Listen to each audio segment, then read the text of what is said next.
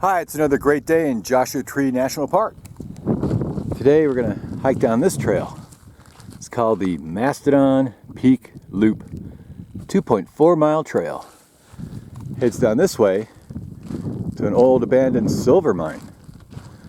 We're going to check that out. So on the way, we're going to look at our plants here, see if we can identify them, maybe find a few critters, a few birds, flowers, maybe our zebra-tailed lizard, and hopefully we'll find a chuckwalla. How about that? So the trail's pretty well marked. Over here, we've got our big old pencil cacti. Wow. And here's a little marker for a cholla or cholla cactus, Opuntia echinocarpa, but he's not here. But over here, we have a little beaver tail cacti, and he comes from the genus Opuntia because he's related to the prickly pear cacti. Hey, check out all these turkey vultures here, soaring around in this circle. What they're doing here is called a funnel. Here's our turkey vulture up close.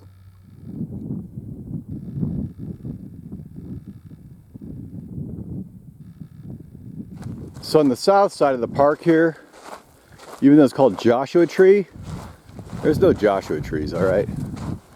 You got to go up to the main area, but you got all the other yuccas here. Lots of other plants if you want. Also, there's not a lot of the bigelovii, which is our jumping teddy bear cacti, jumping teddy bear Cholla. But here's a marker for something. This guy here is called a indigo bush. An indigo bush is Psorothamnus arborescens. In the Cahuilla, they made many different types of baskets and pots, served for both a practical purpose and also a means for artistic expression. Right? This is our indigo bush. So when the leaves and the branches were soaked in water, you get this yellow dye that comes out of the branches here. And you use it for like paint or ink to make some petroglyphs, maybe some war paint. All right, Larrea tridentata. So here's our jojoba. I always call it jojoba. Semantia chinensis. All right, and the bushes were gathered by the Native Americans in late spring and summer, and the nuts were eaten raw. And they're also dried and ground into a powder that was a primary ingredient for like a coffee drink. So if you run out of coffee, like we did today, instead of heading into town at Love's and buying expensive Folgers, you just kind of make coffee out of this plant. You also make tea as well. Jojoba, that's what they call it. Hey, this plant's pretty cool. This guy's called a bottle stopper. Check this out, see? He's got this big bulbous thing here. Looks like a bottle stopper. All right, I also call him an alien desert plant because he looks like he's from like Mars. All right, so he's got these big long stems that come up and they bottle stop, and then they separate into more stems, and then you get flowers. This is last year's growth, so this year hopefully get some pretty flowers. Called alien desert trumpet, that's his name. Hey, this guy here is a California juniper, Juniperus californica. Right, he's got blueberries on him, and you can eat those during the summer months. So the Native Americans, they gathered the berries and they ate them raw or dried and stored them in the ground to eat them later. And they're really good medicine for treating your cold. See if this guy's got any berries on him. Berries come out in the summer. All right. So no berries on this guy, but look at these tiny little leaves. See that? These tiny little leaves, they help reduce evaporation and transpiration from the plant. All right. California juniper. How about that? Hey, here's another one of our bottle stopper alien desert trumpets. You see he's a little more brown, reddish, right? Not as dried up as the other guy, but look how brittle he is. Super brittle. Anyway, hopefully he comes back. Get some wonderful flowers on him. This guy here, he's a creosote bush, Larrea tridentata, and he's probably the most common bush from everything from Riverside, San Bernardino, up to Las Vegas, down to Yuma. Both Mojave, Sonoran deserts, out here in Colorado desert. All right, he's got this little circle here, all right? That's called a creosote gall. It's caused by a little midge called a creosote midge who buries himself in the branches here. He lays his eggs or whatever he does in the creosote bush, kind of attacks it, forms a callus or blister over the whatever the midge left, and makes this little gall here to protect it. And the gall falls off later on and the plant's fine. There you go. Larrea tridentata.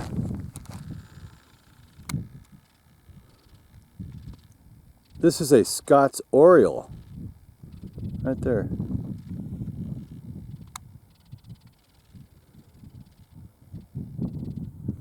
And here on this rock, we have some lichen, this green stuff. All right, it's like a little algae or a fungus, and he grows on these rocks. Okay, like a big colony here. And eventually he gets in the splits of the rocks, and he helps split the rock with his little tiny roots. All right, cause some erosion. Here's another one of our jojobas. I forgot to mention our jojoba. Right, that's what's in your shampoo and your soap. When you buy jojoba soap, this is the plant you're getting. So more of our creosote bushes here. And this is like a medicine cabinet for Native Americans. It treats almost any disease or wound or problem you have that today can be cured with penicillin. So it's kind of like a panacea of curing you. Up here is a closer look at our desert mistletoe. This guy's having berries on him. See?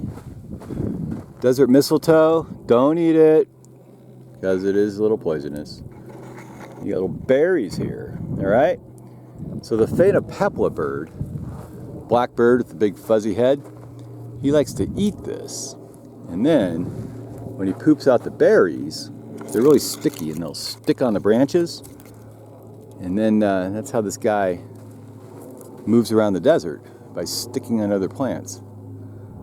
He's a bad guy. He's a parasite.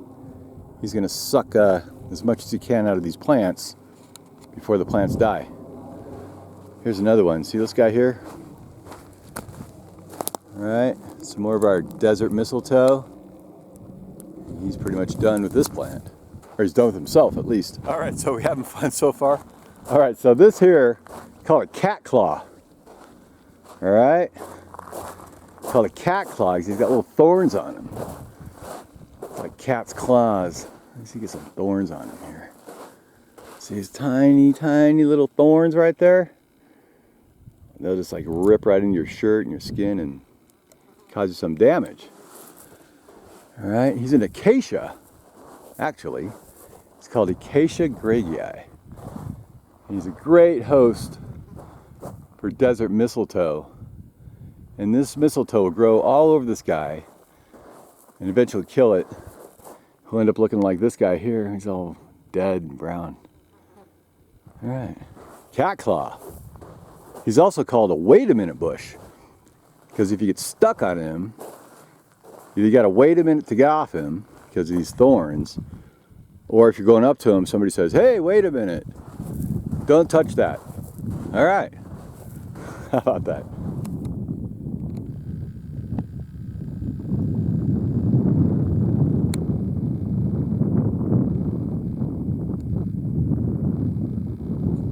So look at this big palm tree up here. This is called a Washingtonia florifera. He's named after General George Washington, our first president. And he likes to grow out here where there's like little deep springs or an oasis. And we're out by Cottonwood Oasis, so very cool. Here's another type of palm. Super thatchy. Wow. Great nest for all sorts of little critters in there. These rock formations, beautiful. Lots of mistletoe. There's a little dying guy here. All right. So the little berries from our desert mistletoe, you could squeeze them up and get a little black dye. So our Native Americans use a little black dye for coloring baskets or pots, maybe etching on the wall, other art. So we're still on the Mastodon Peak Loop Trail, 2.1 miles up this way, Mastodon Mine. And here's the Cottonwood Springs Trail, and the parking we came from is up here. And this little shrub here, he's called a burrow bush, Ambrosia dumosa. Right? He's called that because the burrows like to eat him, even though he's a little bit bitter. And the cows don't like him. But when there's a shortage of hay or cow food, they will eat it. It's a great substitute to keep them going. There you go. Burrow bush. Hey, this guy's called an Engelmann's hedgehog cactus. It's called an Engelmannii. Look at that. Really sharp spines here, needles. Got another one over here. Okay. Hedgehog cactus, because he looks like a hedgehog. Hey, here's another giant lizard. This is our Chuckwalla. Wow, this is a big guy. Wow. It's amazing rocks. This channel here. Up here, see that guy? He's an Acacia.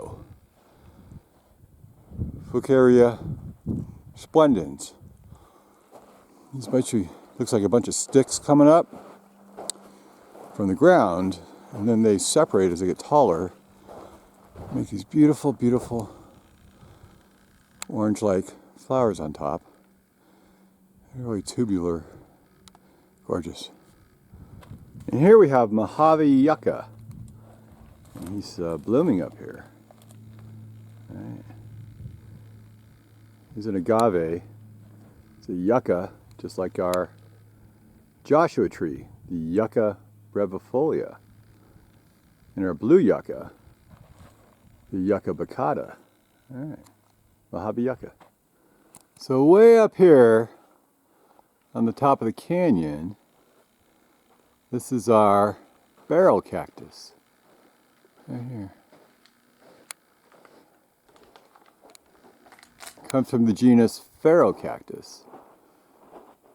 He always leans to the south. All right. Over here too. It's a barrel cactus. So the trail up here to Mastodon Mine gets real sandy, gravelly down here. Okay. All these plants have so many spines on them.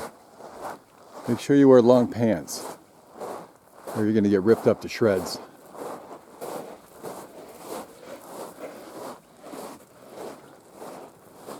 Okay. We're continuing on the trail to Mastodon Mine. What other wonderful things can we find up here? So this shrub here, with the yellow flowers, he's called a cheese bush. Right? And if you kind of pull up the flowers here and the leaves, you get it on your fingers.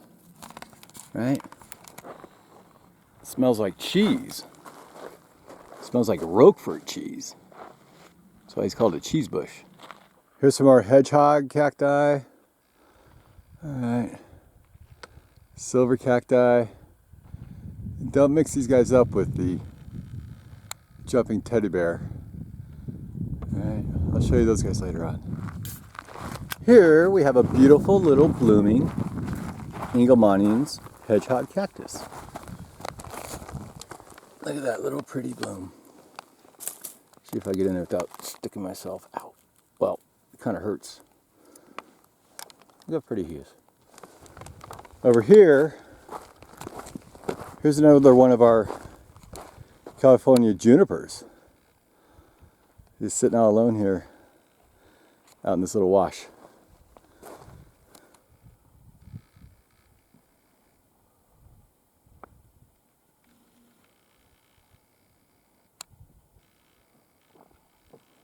This blackbird here is a Phainopepla. You identify him by the black crown on his head, and he's a fellow responsible for eating the berries from the desert mistletoe. This guy is a zebra-tailed lizard. He's all white. Not always white, but look at his tail. See, it's like striped like a zebra. Black, white, black, white.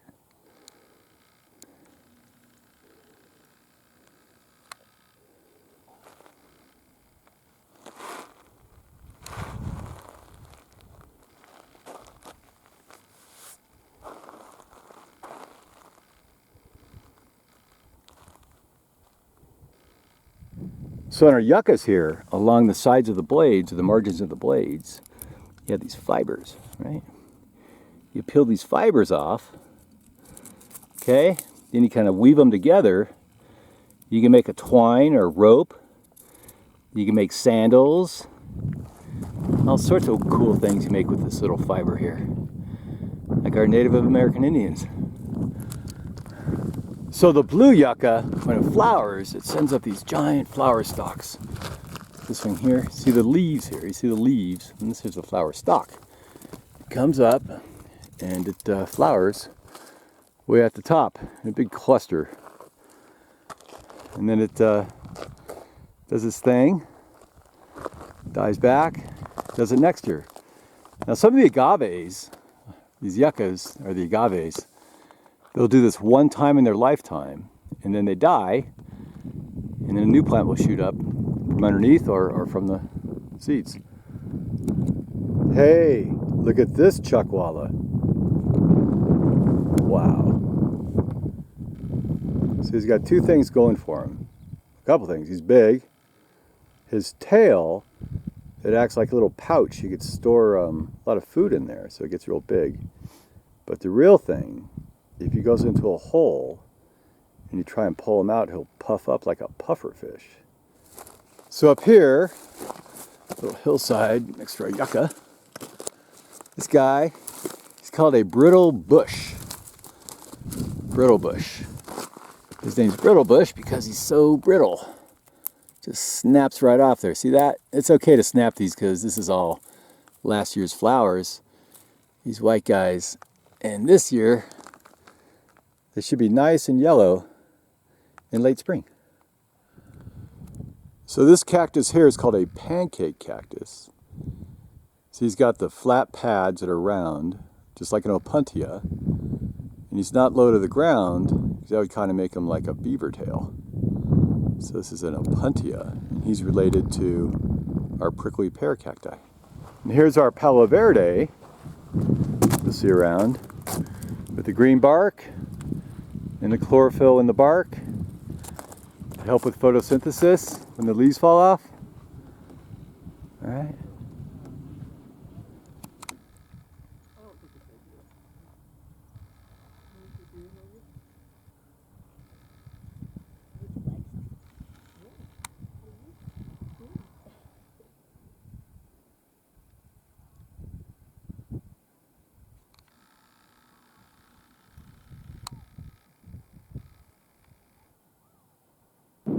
So we're almost at the top of the trail,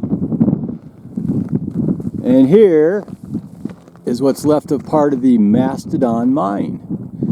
It's an old shaft. Oh wow. They pull the ore out of there, right? And either take it down the hill, send it through an old stamp mill, kind of crush it, and then some water and some other filtering to get out gold, silver, and iron. You guys gonna head up here to the standing mine shaft. We're almost at the end of the trail. Here we got another little beaver tail right here. And we'll take a look at the mine shaft to the Mastodon mine.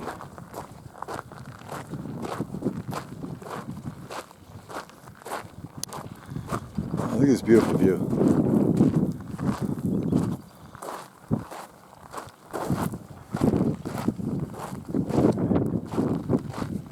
Here we go.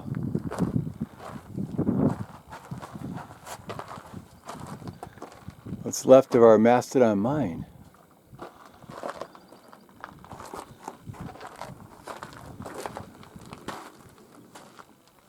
Well, here's our mine. It's all blocked off, so you can't go inside. But there are about 300 of these mines that were developed here up in Joshuatree. You go down there, you pull out your ore, take it down the hill to process. And today, it's home to a bunch of bats. So we're gonna get bats tonight.